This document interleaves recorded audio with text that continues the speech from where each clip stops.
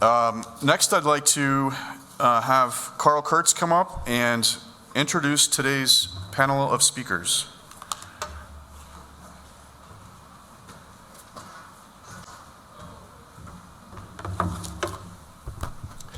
Thanks, Chad, and hi, everyone. Our program today was originally planned and advertised to be a joint program between our own member Karen McCormick and Representative Mark Catlin from the Western Slope, who is a Republican in kind of a unique arrangement that he and Karen are co-chairs of the Agriculture Committee for the legislature, but we were unable to put that together for, let's just say we couldn't do it. And so we've switched gears a little bit and have instead two first-term members of the legislature joining us today. One is Judy Amabile, who represents a district here in Boulder. Judy has lived in Colorado since the 8th grade. She says her very first job was bagging groceries at City Market in Aspen. And she joined the union there. And that kind of activism, I think, presages her life as she became a business owner in Boulder, a very socially conscious business. She got actively involved in advocacy campaigns, both for her in her industry and in the Boulder community. In her online biography, Judy concludes, "I knew through my experience that true change is possible when we all work together." Then we have our own Karen McCormick, member of our club. Karen grew up with a father in a family where the father served 30 years in the Navy, retiring as a rear admiral. And so she says every year or two she moved to a different place. But she ended up here in Boulder County, living in Longmont and representing Longmont and nearby communities. She's volunteered on numerous boards and nonprofits, including membership in our own club. And my quote from Karen is, "Service is in my DNA." So let's welcome them, and we're going to take the chairs here on the stage and have a conversation for the next half hour or so. So let's just start out with, why did you run for the legislature in the first place? Karen, you want to start? Yeah, Judy, why did you? Well, you alluded to it just a bit in that introduction, that my childhood experience being in a military family, it kind of impressed in me what it meant to be an American. And as an adult, looking back to see that my dad was gone so much of my life, I started to wonder why he was gone so much, and realized that he was out in the world, in that uniform, representing what I consider to be American values, whether when he was overseas, when he was in positions of leadership, that's what he was doing. And so those, we could list what we think of as American values, but to me they were honesty and integrity and leading by example and hard work and being responsible for your actions, just kind of general things that he modeled for me. And it never occurred to me to run for a public office. It wasn't on my list of things to do. I went into a service industry because, as you heard, service is kind of in my DNA. And so that's how I ended up going into veterinary medicine and practicing veterinary medicine all those years. It really wasn't until the lead up to the 2016 election, the federal election, that hearing all the vitriol and the kind of attacks on each other and the inability for people to listen across party lines, that I became very concerned about my representation in the 4th Congressional District here in Colorado. And I went looking to party leaders, wondering who was gonna represent the Democratic Party in this race, because I think that all voters should have a choice. And I just heard crickets, and there was nobody that was gonna run because it was such a lopsided district as far as party numbers.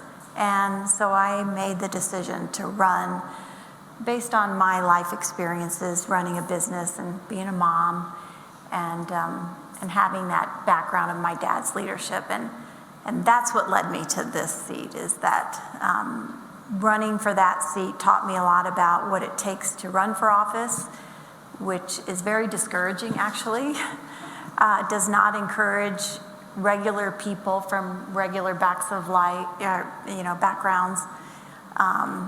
to run, and it really does encourage those of wealth to get into the system, and that's a shame. So when the local seat for State House opened up, my representative was Jonathan Singer, and he was term limited, and I love Jonathan and his leadership and all the work that he did. People in my community came to me and asked and said, you should run for this seat. And it works better for me. It's a better fit because it is closer to the people that I live with in my community. I feel like we have a better chance of getting things done. So, long story, that's how I ended up here. How about you, Judy? Okay. So I was involved in advocacy through my business. I worked on the minimum wage campaign, and then I also worked on paid family leave. I went to the Capitol numerous times with my employees to tell our story about why we thought that would be good policy. But 2 things happened. Well, 3 things happened. We sold our business, and I had some time on my hands. My kids were like, what are you doing? When are you going to get out of the house? So I got involved with Mental Health Colorado, and they asked me, well, they allowed me, or they figured out how I could testify on the red flag gun law, because I had a story to tell. And so I went down to testify, and the committee room was packed. They'd been there, we were there for hours.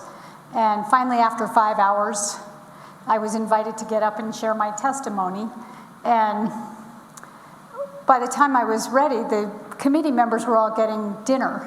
So I said, I see you all are getting fed, and I want you to know that back here in the cheap seats, we didn't get any food. And Tom Sullivan, who was the sponsor of the bill, said, well, if you want to eat, you got to run. So I had that in my mind as I was driving home from what turned out to be very emotional testimony. And then a couple of months later, I was on the phone with Bal Patterson's wife, Elizabeth Patterson, and she was working at the chamber, and we were talking about politics. We were talking about, well, what would Joe Neguse do, and who was going to run for Senate, and what was Steve Fenberg's next move? And I said, who's running for Casey Becker's seat? And she said, I don't know, maybe you. So I texted her after we hung up, and I said, well, if I did that, would you be my campaign manager? And she wrote back immediately and said yes. And 2 days later, I filed. That's great. So you've both been there almost a year now in the legislature, and I'm curious what what have been the biggest surprises for you? How has it met your preconceptions and been completely different? Judy, go ahead. Yeah, Judy. Okay.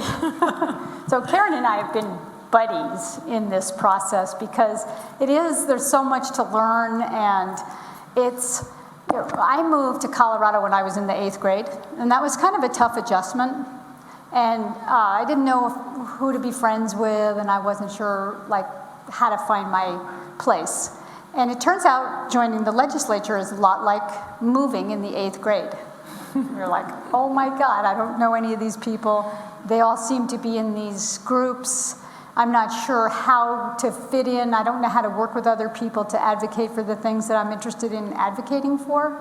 So it felt surprisingly isolating. And I didn't understand that you go down there and you kind of do your own work.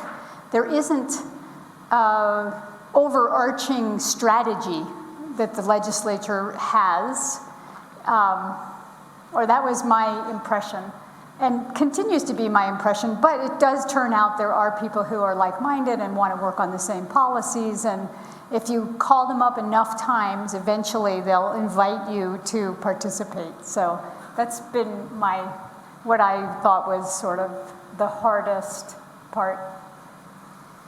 I would agree with what you said, and we are very happy to have found each other. We feel like we are the wise older women from Boulder County down there, and we should have our own caucus because we have an important voice. One of my surprises was that I heard you work 120 days and you get the rest of the year off.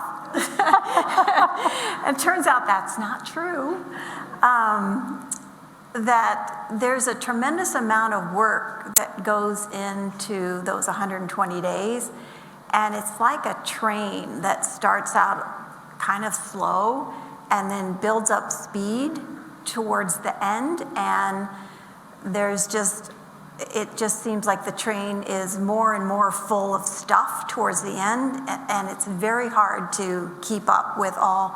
You hear that we had 600 or 700 bills that came in front of us. I had no idea we were going to have some clue about what each and every one of those bills would potentially do and the unintended consequences of that. And we have to vote yes or no on every single one of those. And that's overwhelming at times to know that you have to vote and then it's written down, and you may be glad you voted that way or you may regret it the next day. And it's really, really tough. And I think after that first year, we've learned so much that personally I feel a little bit more prepared this next session, but I can see how experience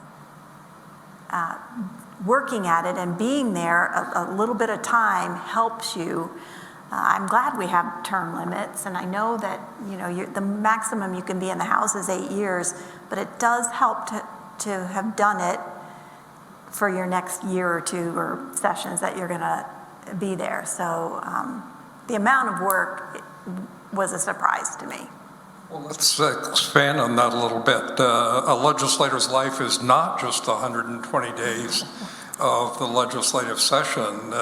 I'm curious, how many emails a day, how many phone calls a day do you get typically from constituents or colleagues wanting something or other? Or some other measure of your work. It's hard to count because we started during COVID. Our ability to be personally in touch with people has been really limited, and that's been hard on me because I like actually meeting people in public situations. We even had to run our campaign virtually, which was really tough to be running my campaign from my basement. But the requests for help come in on the phone, they come in through social media sometimes, email. I can't count how many things come in, and luckily we both, and everyone that's down there has legislative aides that help. One aide. Well, my two aides split one position. They both, yeah. We have one aide that really helps that process of responding in a timely way so that. So give us a couple of examples of requests that you get. Well, okay, I'm going to say one other thing. I worked as a courtesy clerk at City Market when I was in high school. I made $2 an hour, and that was better pay per hour than I'm getting right now. You definitely don't do this job for the money. So it depends on a lot of different things, what you're getting from your constituents. During the session, I ran a gun bill. And then I didn't run the measure, but I supported in a very visible way a measure to curtail the marijuana industry a little bit around youth consumption. And on both of those things, I got a lot of mail, just a ton of mail. And I want to just say that the marijuana advocates who didn't like this legislation were a lot meaner than the gun advocates were. And then the other thing that for us, and I'm sure for Karen too, that came up was the unemployment system was completely broken. So desperate people who needed unemployment to put food on the table and to pay their rent could not get their unemployment. They got frozen out of the system. Nobody was returning their phone calls. So they were reaching out to us, really a lot of people, thousands of people. And my aide helped hundreds of people get their unemployment unfrozen and delivered to them. So that was a really very meaningful thing that we were able to do. I just have to ditto that. We had so many people that were running up against roadblocks to get a response from unemployment. And there was that, behind the scenes, the unemployment department was in the process of switching over their software and their systems right before COVID hit. So it was this perfect, not perfect storm that hit all at once, their ability to handle the influx of requests and need for help up against their system inability to kind of handle it as it was transitioning. And that was a tremendous amount of time that my aides spent. And we would get requests from people that lived outside of our district even, because perhaps their representative wasn't being responsive. And so, there were times that we were helping people outside of our umbrella in a way, which is absolutely fine. We're all Coloradans and everyone was up against this. So that was a really tough time, and we're still in the midst of that. We just had another one this week with their unemployment requests, and once there's some kind of resolution, these people are so appreciative, and so you do feel a degree of gratification that you were able to help an individual person get across that barrier.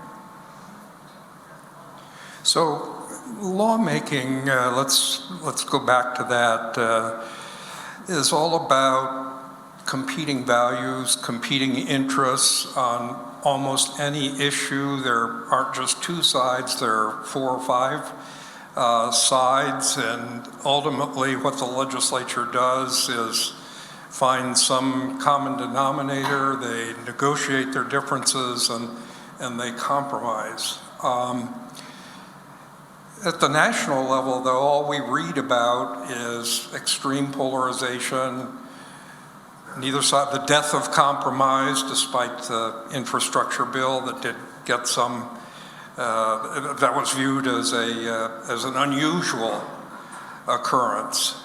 Would you say that what happens in Congress that is similar to what happens in the Colorado legislature? Is there still bipartisanship? And can you give us some examples? I see at least Judy's head nodding. It is still possible. I do think it happens to a greater degree on this in our General Assembly. The issue is that you're right, it's not just across the aisle. It's not just Democrat, Republican compromises. It's really within your own party that can be sometimes almost more difficult to get to some kind of compromise because and you see this at the national level too. You hear about the moderates and the extreme left or the extreme right, and the inability to compromise even within your party is not something I was as prepared for as I should have been. But it is possible, and I think sometimes the things that we get to consensus on are not the hot button items. They're not the ones that you necessarily hear a lot about because it doesn't drive the news. It's not something that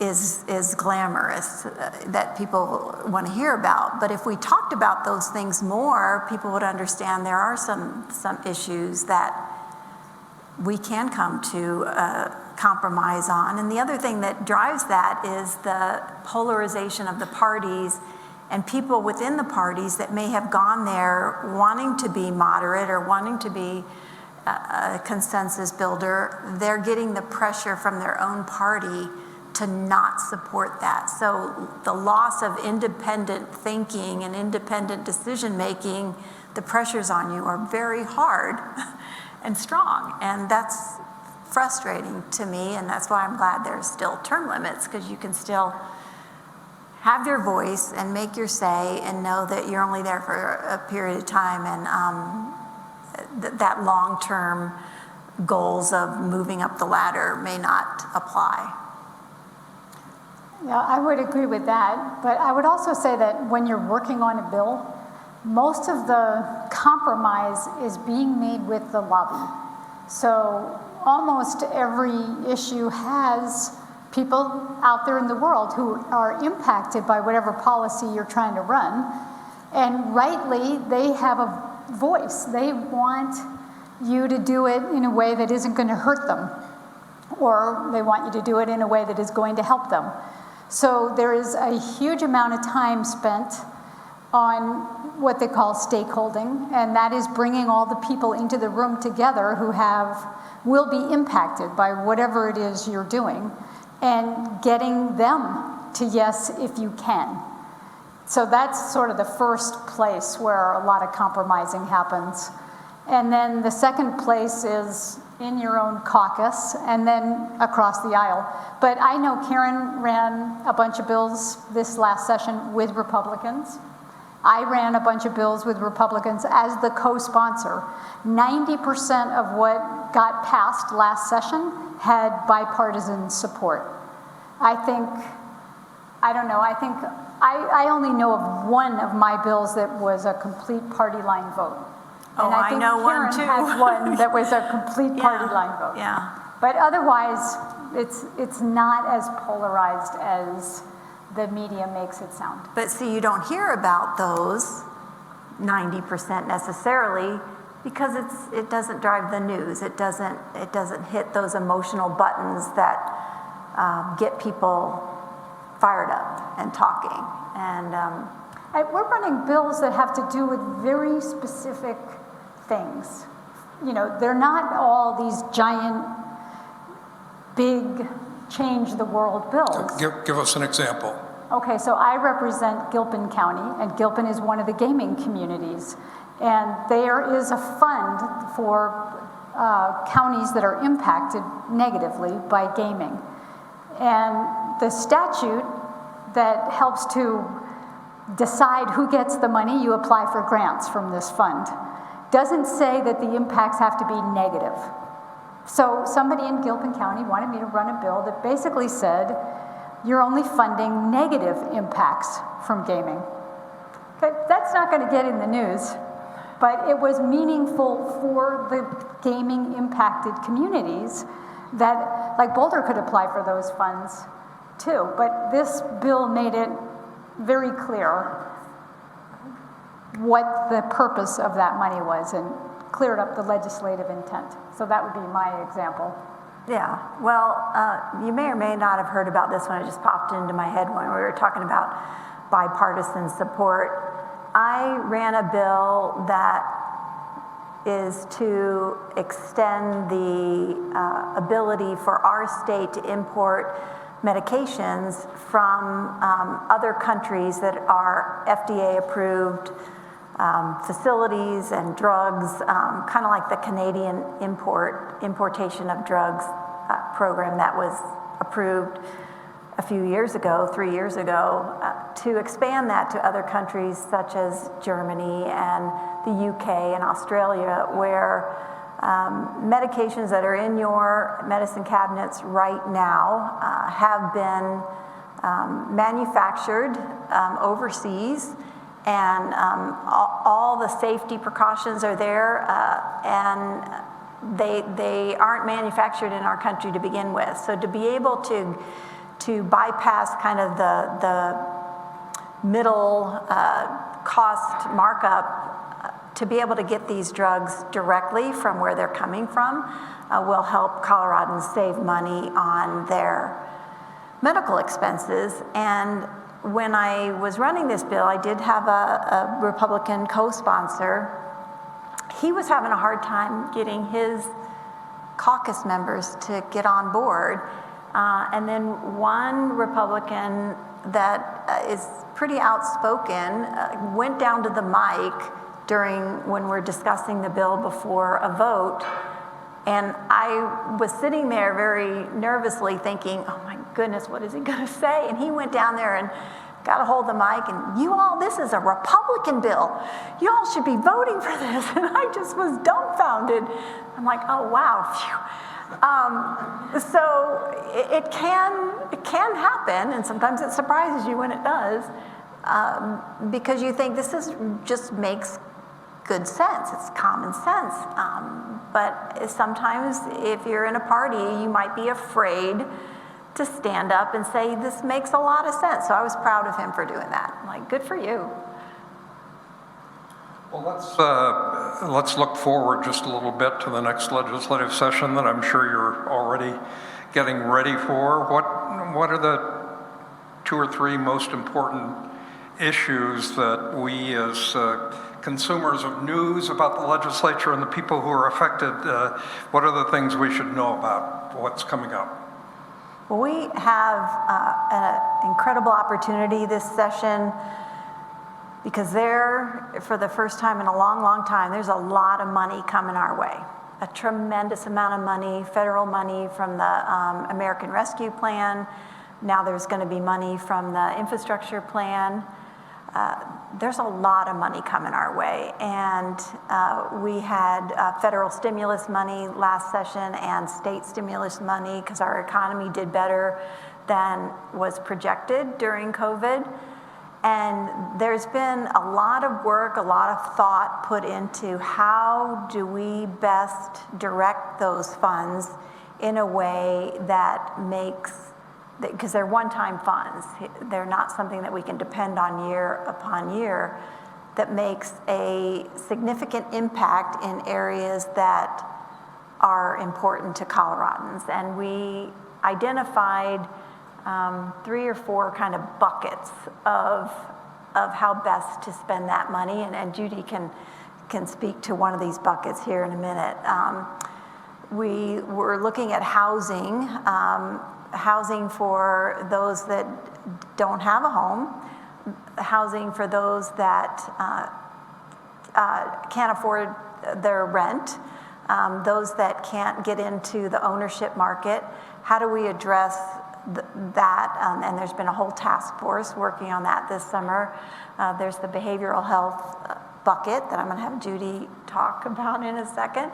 There's the economic impact bucket that, how do we open up more jobs, get people into good paying jobs that can provide them the livelihood to be able to afford where they live. Is there a fourth bucket? Was it? Workforce. Workforce. Yeah, workforce development, kind of overlapping with that one. So be on the lookout for all the ideas and all the bills that are going to be coming from those buckets of discussion, but I'll let Judy Yeah, speak. thank you. Yeah. So I am on the Behavioral Health Transformational Task Force, and we have $450 million to spend. Well, we started, it's called the Transformational Task Force, and the $450 million is to transform our behavioral health care system. But it turns out we need $1.5 billion to really transform our behavioral health care system, and a lot of policy changes.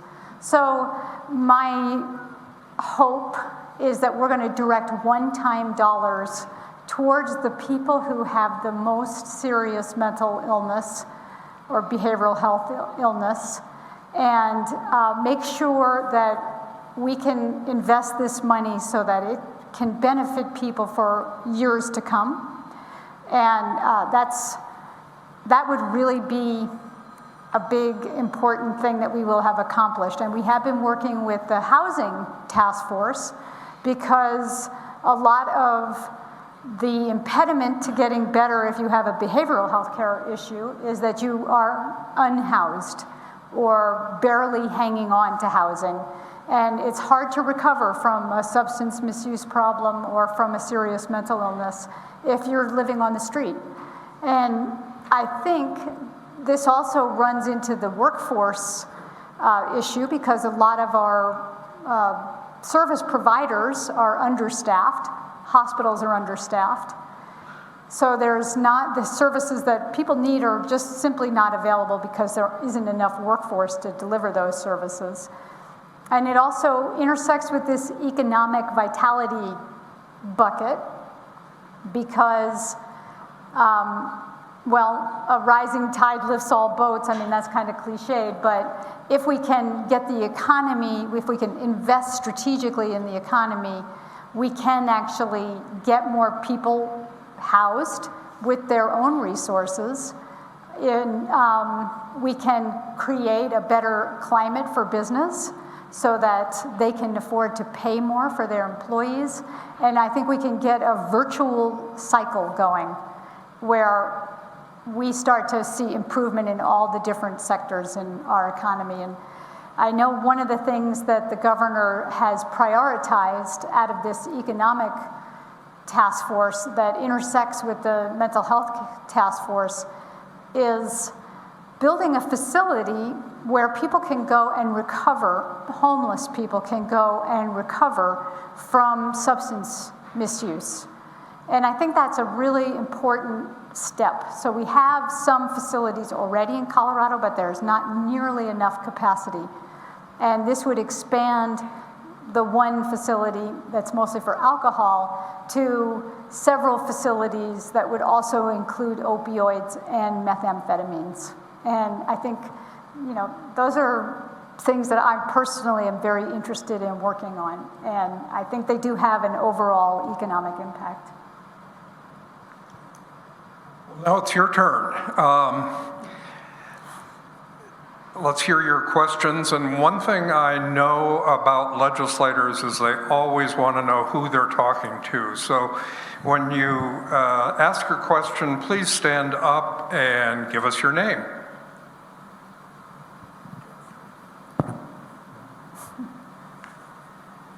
Thank you. You both know me, Merrill Glustrom, and my question concerns leadership. And in the House, there's a leadership hierarchy. How much does it affect you? And is it more like they're trying to herd cats as they get things done, or is it more dictatorial, where what they say goes and you don't have a lot of choice, or somewhere in between is that? I'd say it was both, sometimes at the same time. Herding cats, I love that description. And sometimes it's dictatorial, where you feel that you just have to take it. You know, these are the rules, and you play by the rules. And we tend to be rule followers anyway, but sometimes it's hard when you're playing by the rules and others are not. We were talking about that this morning, that if among your own caucus or the other side of the aisle, if you choose to take the high road and follow the rules and not go on or challenge a speaker that might be at the mic, does it eventually hurt your cause, because you're letting the other side or the other point go on, and leadership is one party's role. They can only do so much to corral those voices, though by also corralling their own, our voices, we feel sometimes muzzled, I would say. And trying to find how to thread through that power dynamic is something I'm still working on. And just from experiencing and watching what happened in our first session, I think Judy feels the same way, I'm going to be bolder, B-O-L-D-E-R, bolder, about pushing back on that. Because it's not right if you're playing a game by the rules, but you're the only one doing it. So I agree with Karen, and I'm going to be bolder too. And it is a learning curve for us. But I would also say that I just put in a little plug for Alec Garnett. I think he's really done an amazing job, and he does have to be mindful of protecting the caucus for now and for the future. Because one thing I think we really got a strong understanding of is that having the majority is everything. If you lose the majority, you have zero power. None of your agenda can happen if you don't have the majority. And so if some people want to do things that are going to threaten our ability to hold on to the majority, it is actually his job to try to rein that in. And I didn't really understand how powerful that is. Every committee, every single thing you do is dependent on the majority, having the majority, being in the majority. That's so true. I didn't also realize how important a majority party's voice can be at every level. And it became really apparent in committee meetings. And I'm sure Judy and I don't serve on any of the same committees, but I'm sure it happened in yours, to know how important your role is in a defensive measure. I didn't realize that would happen as often as it did, that it's also the outlook or the kind of the value system of the majority, whatever, to make sure that you are sticking to your value system. And that means playing defense on committee and voting down bill measures that really can hurt Coloradans. So who's next? And I assume Cassidy or somebody's going to give me a signal if there's a Zoom question as well, but let's go here. Hi, Bob Murphy from Boulder. If you could tell us what the legislature may be working on in the future in regards to climate and the environment, And also, maybe it plays into what you just talked about in regards to keeping the majority, since Colorado is has such a strong economy in oil and gas, you probably can't push that maybe as hard as you would like to. Is that true? It's probably true, yes, though there are extreme pressures on the legislature and the governor to keep pushing the efforts behind mitigating what we're seeing happening in our climate, and the fact that our state itself has so often been in these extreme dangerous air quality alerts. That's not who we want to be as Coloradans, and so every effort, and this is such a huge multi-layered problem, that the efforts that you will see and the legislation that's being worked on right now are to target this problem kind of in slices. So just like Judy was saying, sometimes it's not one big magic wand kind of fix, but it's how do we look at building codes? How do we look at better plugging oil and gas wells, for instance? How do we hold industry accountable for some of the damage that is being done? Just like any business owner should be held accountable for some of the things that they might be doing to a neighborhood or an economy. So there will be measures that are coming out this year. Hopefully we can get bipartisan support on them because they're sensible, they're logical, they're fair, and it is something that the majority of Coloradans want something to be done. And with all the money that we have from last year on in the transportation sector and what's happening on the federal level, there's a lot that can be done to further electrify transportation and make it a little easier for people to move that way. So, yeah, I mean, there will be a lot of climate legislation this session, climate and environment legislation. And one of the big considerations, it's not so much the oil and gas industry, but it is about labor. And so it is about, I mean, oil and gas obviously has a voice at the Capitol, but for Democrats, the tougher line to walk is around labor and environment. And so we have to be careful, not because labor is so powerful, but because there are a lot of human beings whose livelihoods are dependent on various extraction industries. And I don't think we want to move in such a way that all those people are thrown into poverty. And so that's a very important value for Democrats, and that's why we have put money into the Just Transition, and we will continue to fund Just Transition, and we will continue to work with labor to make sure that we actually are protecting people whose livelihoods will be threatened by the change that's coming. Judy and Karen, I have the privilege, it's the tradition of this club to have a Rotarian have the last word.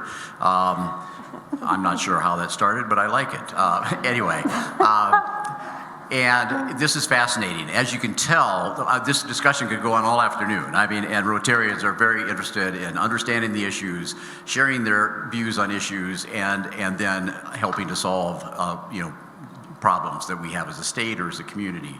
And so we want to thank you for sharing your time with us today.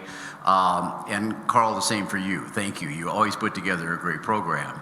But in addition, Karen and Judy, to thanking you for sharing your time today, we also want to thank you for your commitment to service.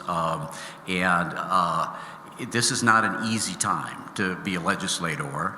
I'm not sure there's ever been a time that it's been easy, but we thank you for doing that. So as a token of our appreciation, we will be presenting in each of your names 100 doses of vaccine to the Polio Plus Fund, because as you well know, Rotary for the past 35 years has been involved with our world partners of trying to eradicate polio from the face of the earth, and we're getting very close to it, and you are a part of it now. So thank you very much.